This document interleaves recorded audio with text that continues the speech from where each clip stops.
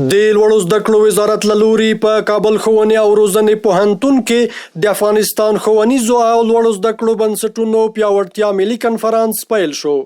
د یاد کنفرانس په پرانیستي مراسمو کې د ریاست الوزرا سیاسي مرستیال مولوي عبدالکبیر په هیواد کې د تعلیمي او تحصیلي بنسټونو پر پیاوړتیا ټینګار وکړ. دغه افغانستان ته جګړو او د اشغال نه راوتلی دا د ثبات او ټولنیز او په اقتصاد کې په مختلفو نورو بخشونو پرمخ تللو ته ضرورت لري او دې کې شک نشته دی چې موږ افغانستان په پښو درو، اقتصادي مخ په وړاندې ولو، فرهنګي امور یې مضبوطوو، ټولنیز ثبات ور په برخه کوو. دا د علم او د پوهې څخه پرته ناشونی دی.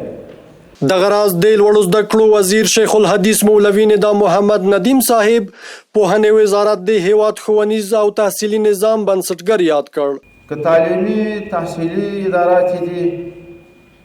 او که علمي ادارات دي،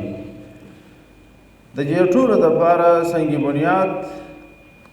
هغه د معارف وزارت دی. د معارف وزارت قدرمن رهبري بلکې ټول نظام د نظام مشرتابه دا مکلفیت لري چې دغه مهم او اهم وزارت وهرې نکتې ته توجه ولري او د دې وزارت د تعلیمي او علمي چارو د پیاوړتیا لپاره ګام واخلي. د لوړو زده کړو وزیر د تحصیلي بنسټونو له استادانو وغوښتل چې په خپلو سیمو کې د پوهنې وزارت له مسؤلینو سره د تعلیم د پرمختګ لپاره ګډ کار وکړي. تاسې باید یو احساس د ځان سره یوسئ، یو فکر، یو قوي اراده د ځان سره یوسئ چې د نن نه بعد به زه په خپل ولایت کې د تعلیم او تربیې د رئیس سره د علمي اداراتو سره یو شا مانګي لرم، دوی به زما مشوره اوري، زه به د دوی مشوره اورم. پر دې به کار کوو چې مدرسه او مکتب و لیسه دا ټوله څنګه معیاري کړو، هم په اعتبار د استاد، هم په اعتبار د نصاب، هم په اعتبار د زیربنا. حتی دا هوډ به د ځان سره کوي که په پوهنتون کې ستا سره زاید تعمیر، زاید مځکه لري،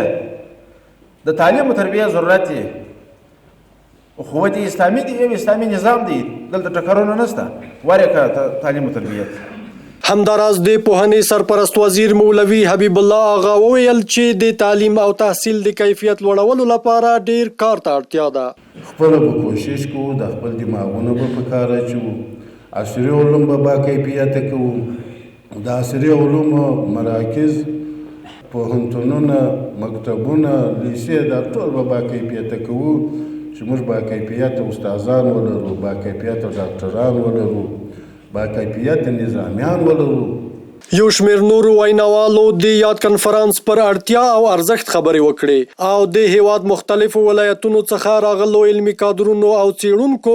یاد کنفرانس په هیواد کې د تعلیم او تحصیل د پرمختګ لپاره ښه ګام وباله. د دې کنفرانسونو نه تنها یوازې ګټه به دا اوسیږي چې د څېړنې پایلې بیرون ویسکیږي، بلکې ګټه به یې دا اوسیږي چې په ټوله کې په لویه کې د دولت لپاره به